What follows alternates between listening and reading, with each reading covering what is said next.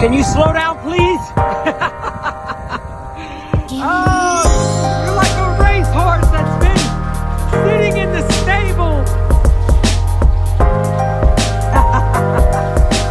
Nice.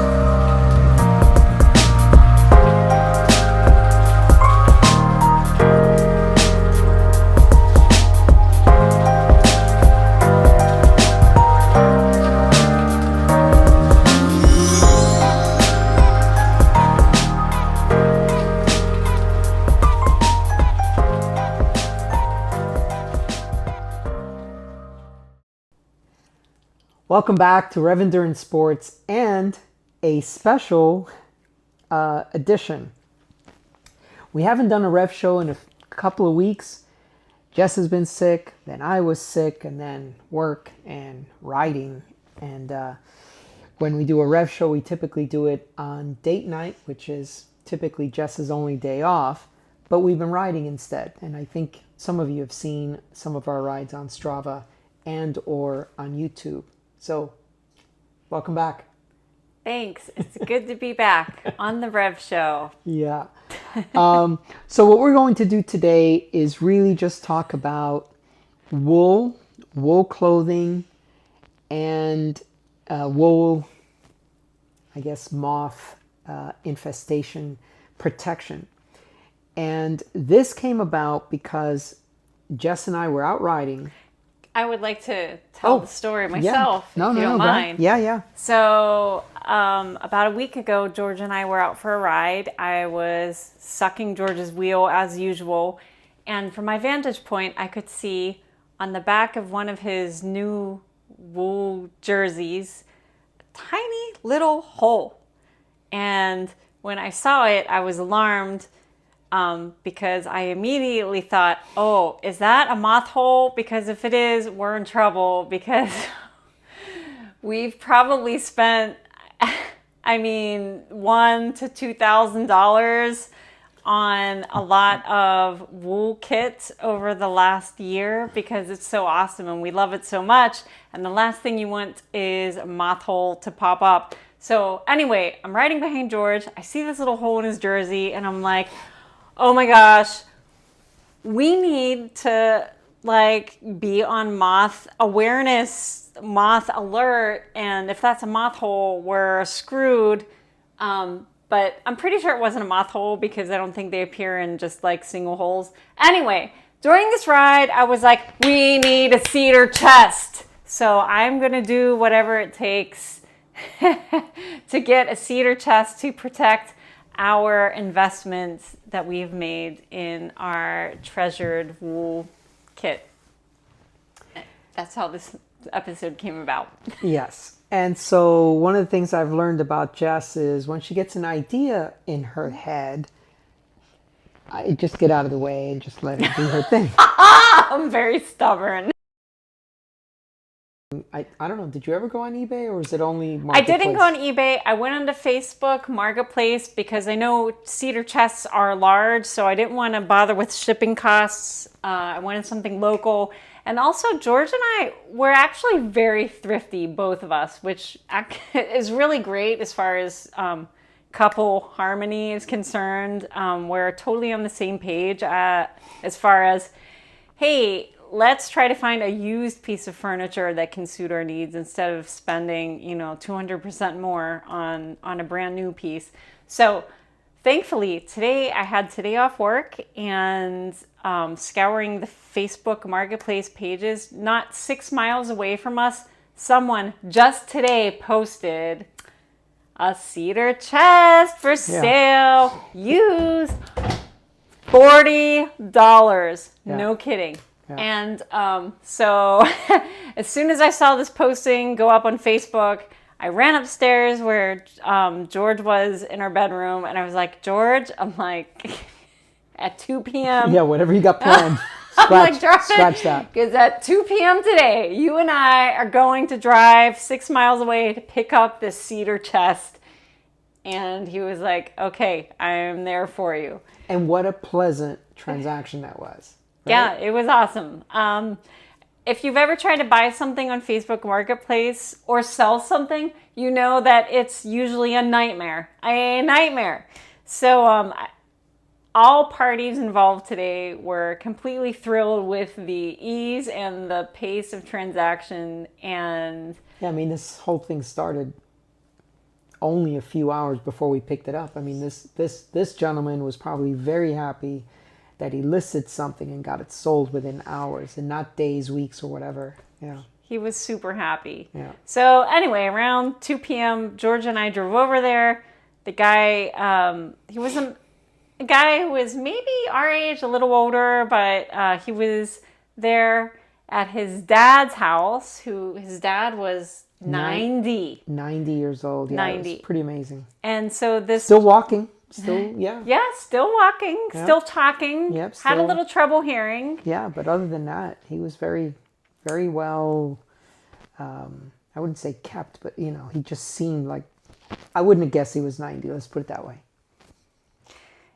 And so we arrived, and they were happy to see us. And we found out a little bit about the chest, which I'm going to let George tell you about. But mostly, I was just like, oh my gosh, $40 for a cedar line chest that's pretty much, I mean, it has some wear and tear on it, but I love that it's an antique. I love that it is pre-owned. And anyway, I'm going to let George go ahead and take it away. But Yeah, so one of the things that was very interesting about this chest was I don't know what it's like in your neck of the woods, but $40 here is ridiculously cheap for a cedar chest of this size and of this quality. I'm going to get into that in a minute. Tell us, what are some of the prices you saw before you saw this one over the last couple of weeks, whatever it was? well, I've been looking at used cedar chests on Facebook Marketplace for about a month in our local area. And about 2 miles away in Carlsbad, I saw someone selling their used cedar chest for $750. And it was like, oh. And then on the other end of the spectrum, there was someone selling a used cedar chest for $80, about 10 to 15 miles away. And I was very interested in that. And we had written back and forth a few times, but just couldn't connect with their schedules. So, yeah, sorry, did I answer your question? Yeah.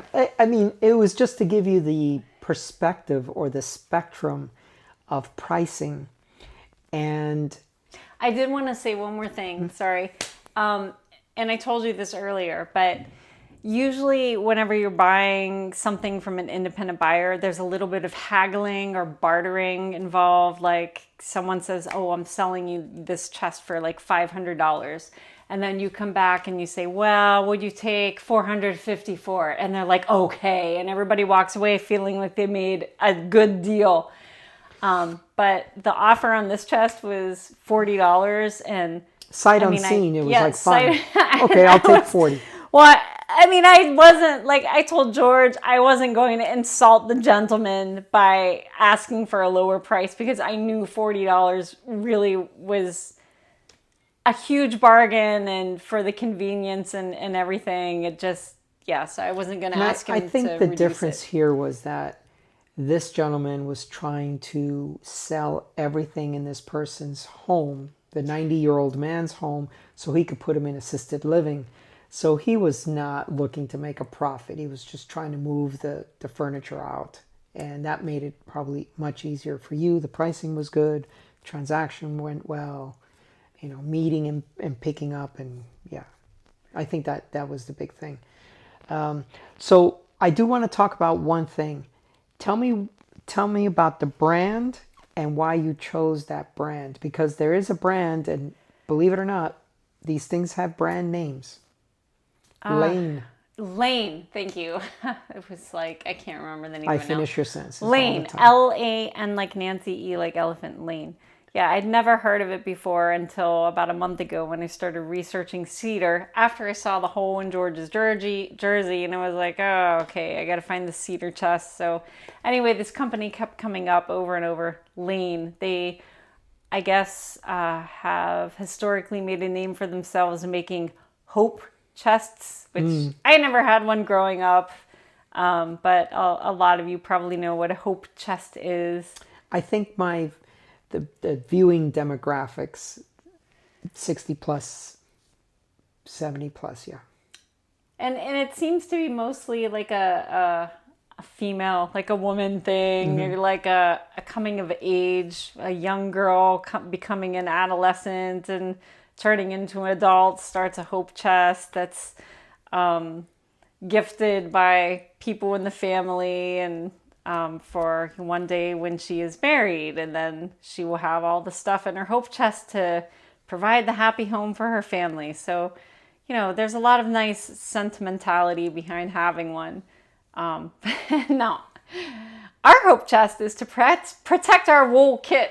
It is.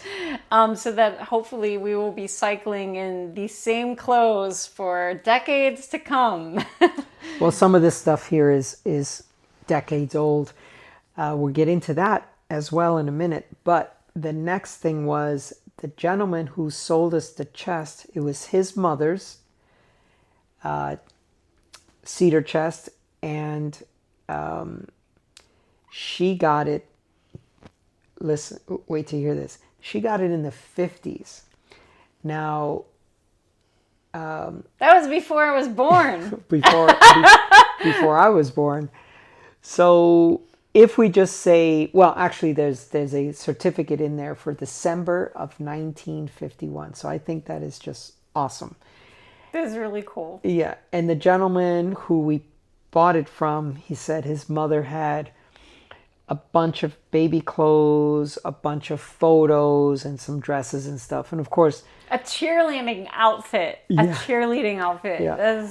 I wish that we could have seen that outfit Yeah. from the 50s. And so the gentleman's dad, who was 90, he was like, oh, bunch of junk in there, just photos. And it was just funny to listen to him. But anyway, so this chest, and as we were cleaning it and moving it around, we noticed a serial number at the bottom and a model number. So it'll be interesting to see if we can get some more history on this chest. I've been accumulating wool for for decades. And I have wool in all kinds of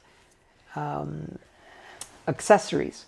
I have it as arm warmers. I have it as knee warmers. I have it as base layers. I have it as shorts.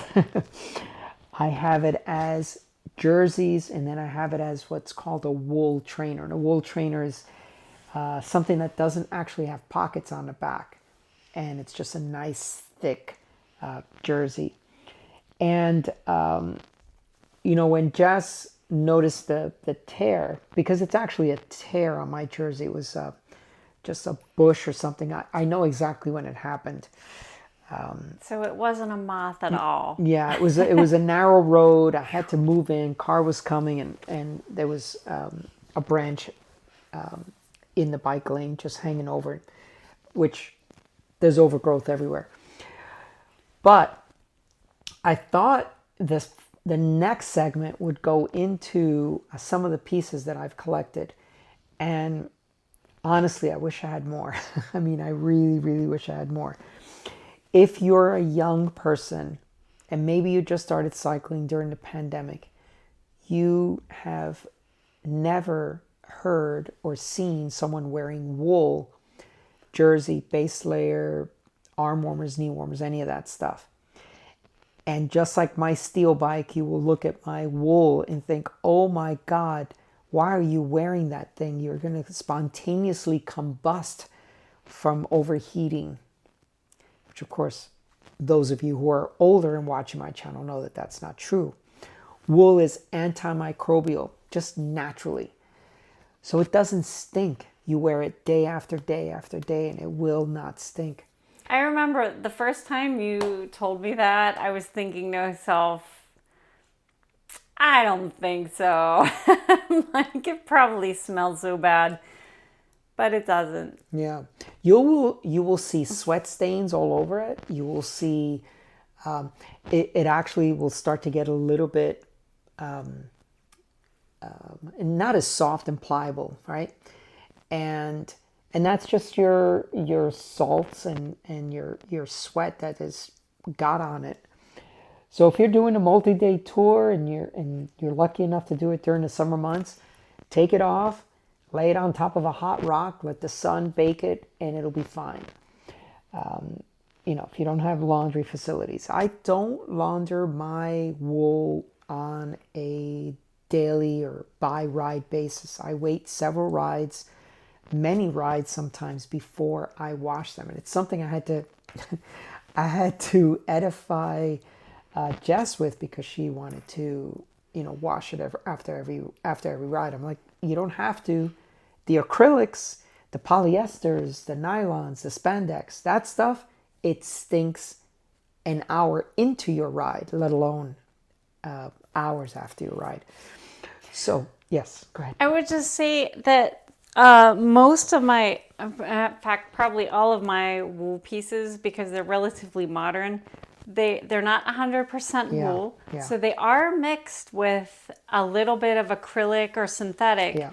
And so it does, after a couple uses, I feel like it does need laundered, because there is a little bit of synthetic acrylic in there. And I'm pretty sure that once I did detect a slight odor after like my second or third use. Yeah. So I was like, okay, it's time to wash. So no, I that's kind of true. wish I had full 100% wool pieces, but apparently they're really hard to find. Yes. I would believe a couple of things. Just like steel bikes, rim brake bikes, and things like that. That artisans that make those frames, they're farer and fewer between. So the same thing with wool clothing, same thing with wool jerseys, wool base layers, those kinds of things. But if you can find yourself 100% merino wool clothing, please buy it for yourself. You really do owe it to yourself to buy something of quality like that. Unfortunately, like Jess said, a lot of the items are blended with something. And that blend is designed to help with the stretchiness and the pliableness and this and that and all the stuff that they try to sell you. The thing is, they just can't afford to make it out of 100% wool. That's just it. The other thing that Jess said, like when you first bought me my first wool base layer 2 years ago, is Jess said, for every new wool piece of kit I acquire, oh yeah, I remember that. I will throw away one old piece of synthetic kit. Yeah. So that's been a lot of fun as well. Yes, and I hope that... can you grab that one right there? This one? Yeah. My Christmas kit? Yeah. My Christmas gift. So these are some of the newer kits, pieces that we're getting from Velocio, because they've become my favorite brand of clothing. And I wanted to grab this one because I can read the label. These are so old. The labels are so worn out. So what they're doing now with these... oh, babe, maybe you might have to help me. Let me see. Oh, 51% merino wool and 49%, I don't know what, CDPL. No clue what that is. Yeah. Anyway, so that's where we're at now, is that some of these is 51%. But, yeah. So I wanted to walk you through memory lane on some of these, and I think some of you will enjoy some of this. They're not in any particular order. Jess just folded them up so that I could go through them a little bit better. But one of the events I used to do a lot of 200 milers in Death Valley, and one of the organizers or the organizer for the event, created these wool jerseys. I like that one. Yeah. Can I see it? Yes, of course. Thank you. I just like that it has the word death on it. Yeah, that's my Pretty Jess right badass. yeah. Some of you might recall 7 as a bicycle brand. And of course, it still exists. I'm just saying that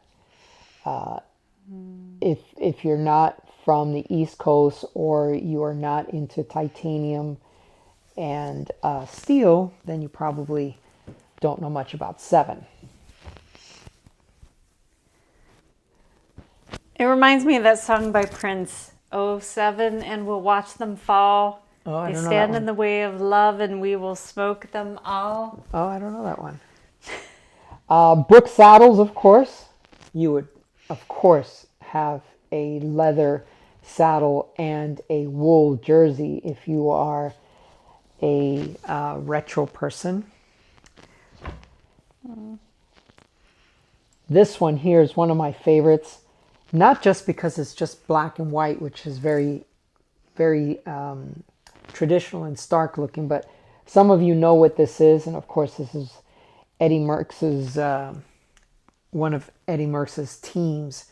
And so this is this is one of those wool trainers that I was talking about. So you'll see it does not have pockets in the back. And if you can't see that, maybe I'll bring it a little closer to the camera. So these are, and they're just so thick and comfortable. And the beauty of wool is that it doesn't, you don't feel overheated in the once the weather, let's say you go out on a 40-degree day and the weather goes to 70, you don't overheat. So that's the good thing. Some of you might remember what this is, and if you do, make a comment down below. Do you know what this is? I have no idea. It's a CS Cinzano. Yeah? Shinzano? Oh, right. Maybe? It must be Italian. It is Italian. Shinzano. So, doesn't ring a bell? Yeah. I'm a pharmacist, not a cyclist. I know, but it's a cycling movie that all people my age know anyway. Breaking Away. I Ring a like this bell? one. No. Yeah. Nope. Yeah. Another cycling team. This one is a long sleeve.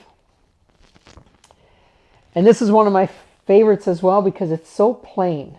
It just has an Italian logo right on the front of it. I love that color. And of course it's nice and blue. And this is like a national team jersey. And another Cinzano, but this one is long sleeve.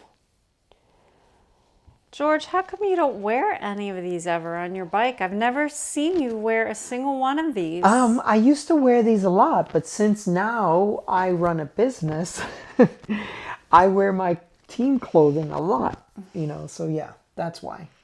But yeah, I mean, it's just a matter of choosing when you I have have 2 Shinzanos. We can still be matchy-matchy. We can be matchy-matchy. I actually have 2 Vitadellos as well.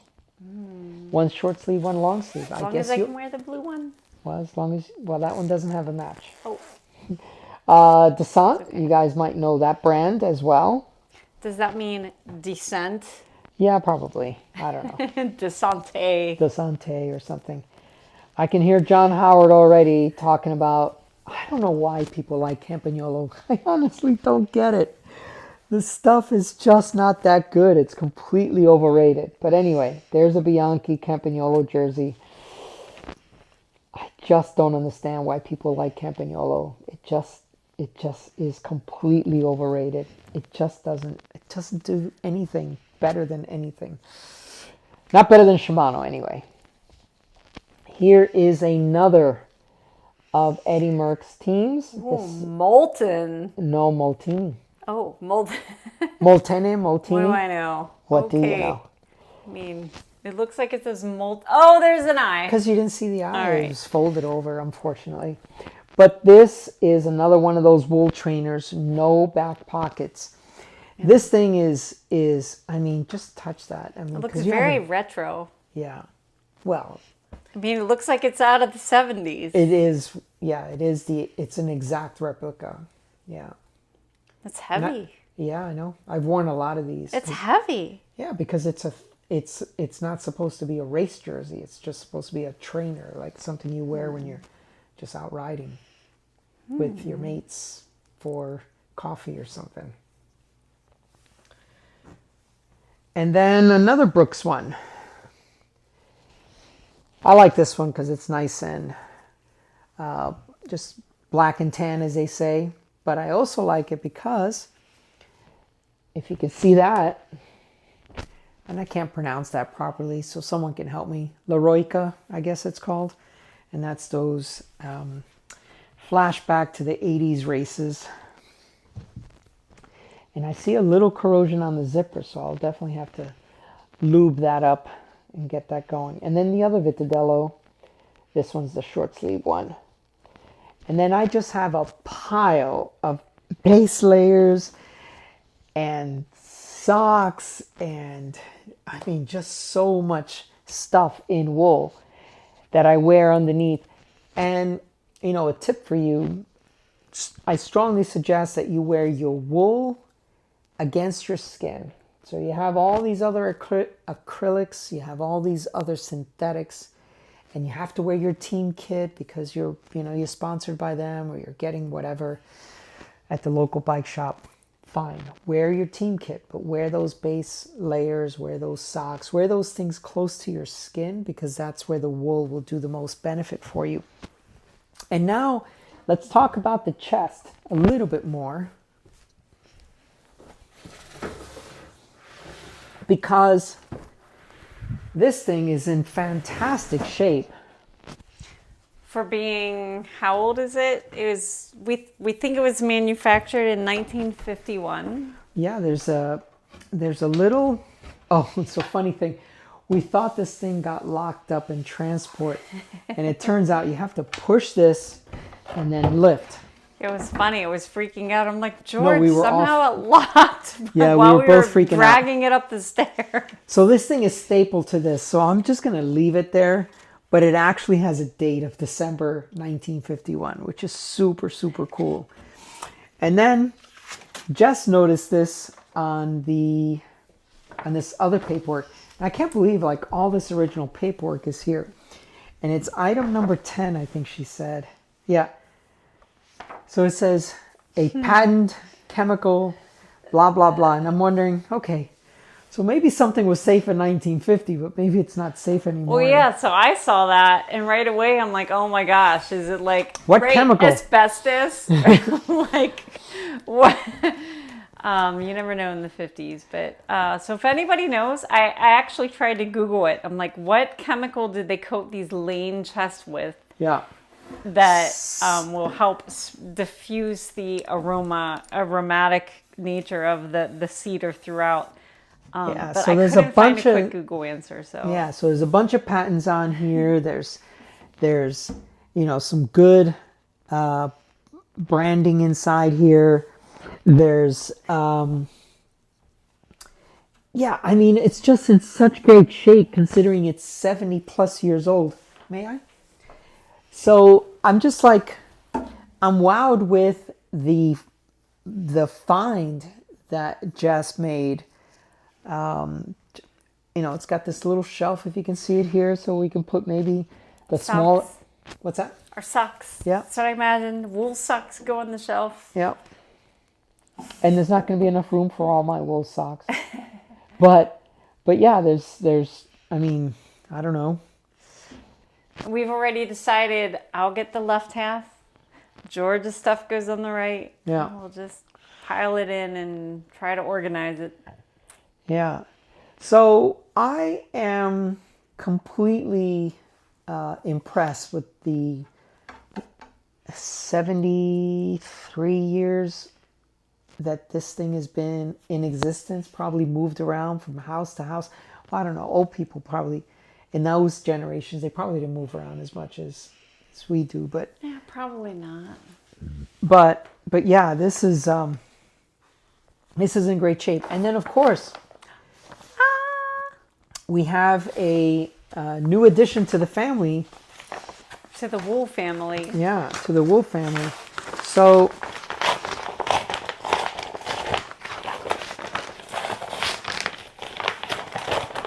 now I have mentioned before that Velocio has become one of my favorite brands to sell in the shop and to wear on a personal level, to actually wear it myself.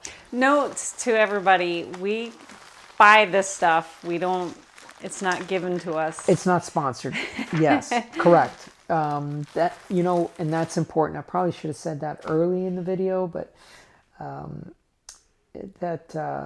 whatever I sell in the store and I wear personally, you know, I've always had this saying that I sell what I wear and I wear what I sell, or I use what I sell and I sell what I use. And that is because of all the brands that are out there, I choose certain brands and I either ride that equipment or wear that clothing. I'm way past my prime of racing, so I don't get sponsorships or any of that stuff. And so whenever you see something that I'm promoting or talking about, it's because I've paid for it myself and I want it for myself. It's kind of like the same old saying that, you know, people that race SRAM are sponsored by it, but, you know, people who race with Shimano would actually pay for it. So there you go. So yeah, so... Oh, let me do the unboxing. Yeah, yes, okay, yes. So what we have here are 2 merino wool jerseys, and they are matching, men's and women's, because George and I We're dorks. like to... Okay, we do have a dorky side, but we're mostly very, very cool. But so we're trying to build up our matching wardrobe to be, you know, even cooler than we are. Okay, anyway, this one's yours, Yep. and this one's mine. And we already have a few of the exact same design in other colors, and we didn't have the black, so... I think we're only missing one now, because we have the black. Oh, yeah, you're We right. have the green, we have the plum, Yeah. and the navy.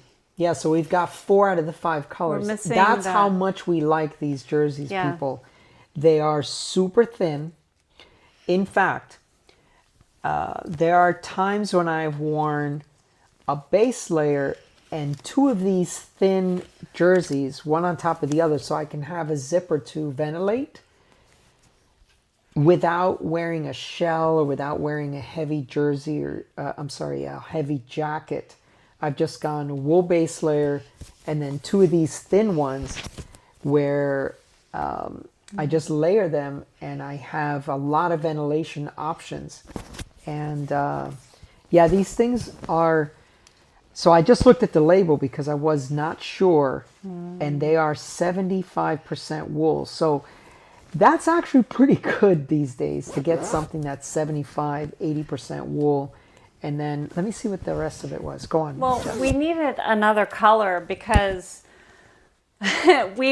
so as George mentioned, we have 3 colors in this style already, and we've been wearing them ride after ride after ride, just literally like rotating through those 3 jerseys that we have because it's cold here relatively.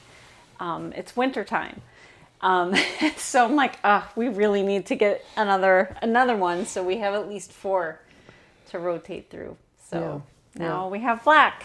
And of course, if you layer them, then you've worn 2 for the day. Yeah, which we have actually done. We've layered them because they're so nice. But so yeah, it says here 75. Nice. I see my head's cut off, but that's okay. So 75, and then I don't know what this is. Polymade? Poly what? I don't recognize that. Oh, 75% Lana Merino. That's wool, yeah. 18% polyamide, 7% elastane. Yeah. So I can understand the elastane because it's got to give some form and shape to it so it can stretch and one of the things we do like about Velocio items is their fit is really, really good. If you're a cyclist, you know that you typically have a very lean upper body. You probably don't have a football player's neck, and so if you want body conforming fit, it's really hard to find that. Jess and I are fairly lean, but Jess also has a long torso compared to her legs, so she also has fitting issues there, and Velocio seems to work for her. Right. So one of the challenges I have is I want to find something that's small enough, like shoulders and depth-wise, yeah. without sacrificing any length or height, because I'm 5'8", so I don't want my jersey to be like up above my belly button. But this seems to be okay. Sometimes I wish they were just a tiny bit longer. Yeah. And actually, the new jersey you got from that German company, different company, but George had a couple of custom jerseys made for us from this place in Germany. Actually. And the length, like it's nice and tight on the top, and the length is incredible. It's still like, yeah, that's the one. It's nice and long on me. So yeah, so I've got a new cycling long sleeve jersey, and this is also a thinner jersey. Now, you have to understand where we live. We live in Southern California, so for me to make a long sleeve jersey for a team kit, I need to make it so that it can be worn almost year round.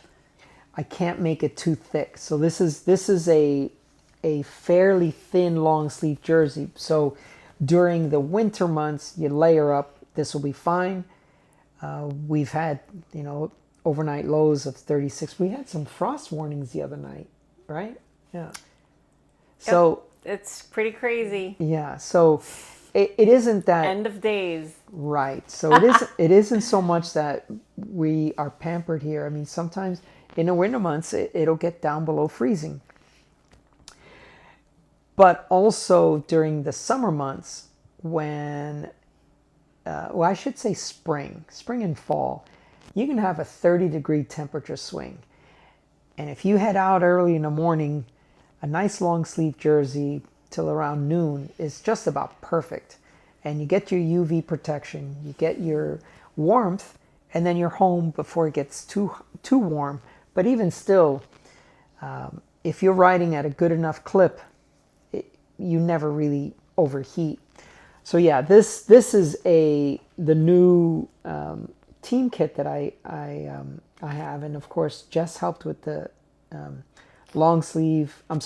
with the asymmetric look of one sleeve being pink, and I appreciate her design help on that. Thank you. And I would like to say that my inspiration for the one sleeve design was none other than David Bowie.